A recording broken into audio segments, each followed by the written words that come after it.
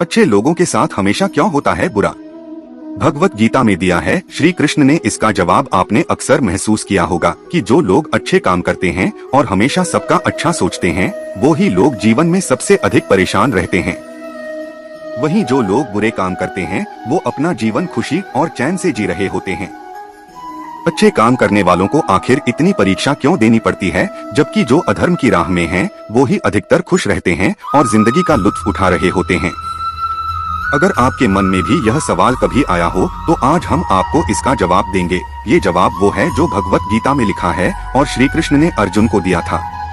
भगवत गीता में वर्णित कथा के अनुसार जब भी अर्जुन के मन में कोई दुविधा उत्पन्न होती थी, तो वो श्री कृष्ण के पास पहुंच जाते थे। एक बार की बात है, अर्जुन श्री कृष्ण के पास जाकर कहते हैं कि वो किसी बात को लेकर परेशान हैं और इसका जवाब वो श्री कृष्ण से चाहते हैं। श्री कृष्ण ने पूछा, सवाल क्या है? अर्जुन ने कहा, मुझे यह जानना है कि अच्छे लोगों के साथ हमेशा बुरा ही क्यों होता है, वहीं बुरे लोग खुशहाल होते हैं।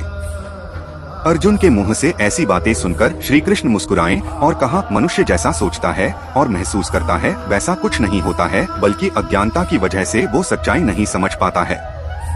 अर्जुन उनकी ये बात समझ नहीं पाए। इसके बाद श्री कृष्ण ने उन्हें समझने के लिए क्या कहा वो जानते हैं। श्री कृष्ण ने अर्जुन से कहा, पार्थ, मैं तुम्हें एक कथा सुनाता हूँ, उसे सुनकर तुम समझ जाओगे कि हर प्राणी को उसके कर्म के हिसाब से ही फल मिलता है।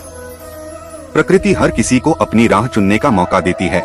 अब वो मनुष्य की इच्छा पर निर्भर करता है कि उसे धर्म की राह चुननी है या अधर्म की। कथा शुरू करते हुए श्री कृष्ण ने कहा, एक नगर में दो पुरुष रहते थे। एक पुरुष व्यापारी था जिसके जीवन में धर्म की बहुत महत्ता थी। वह पूजा पाठ में यकीन रखता था। वह हर रोज मंदिर जाता था और दान धर्म भी करता था और हर रोज भगवान की पूजा करता था। वहीं दूसरा पुरुष बिल्कुल विपरीत था। वह हर रोज मंदिर तो जाता था, लेकिन पूजा करने नहीं, बल्कि मंदिर के बाहर से जूते चप्पल चुराने। उसे दान और धर्म से कोई लेना देना नहीं था। समय बीतता गया और एक दिन बहुत जोर की बारिश हो रही थी। इस वजह से मंदिर में पुजारी के अलावा कोई नहीं था। यह बात जब दूसरे पुरुष को पता चली, तो उसने सोचा कि ये सही मौका है मंदिर का धन चुराने का। पंडित से नजर बचाकर उसने मंदिर का सारा धन चुरा लिया। उसी समय धर्म कर्म में विश्वास रखने वाला व्यक्ति भी मंदिर पहुंचा। दुर्भाग्य से मंदिर के पुजारी ने उसे ही चोर समझ लिया और चिल्लाने लगे। वहाँ लोग एकत्र हो गए और उसे बहुत मारा। किसी तरह वो खुद को बचते बचाते वहाँ से निकला, तो दुर्भाग्य ने उसका साथ वहाँ भी नहीं छोड़ा। मंदिर के बाहर वो एक गाड़ी से टकरा गया और घायल हो गया।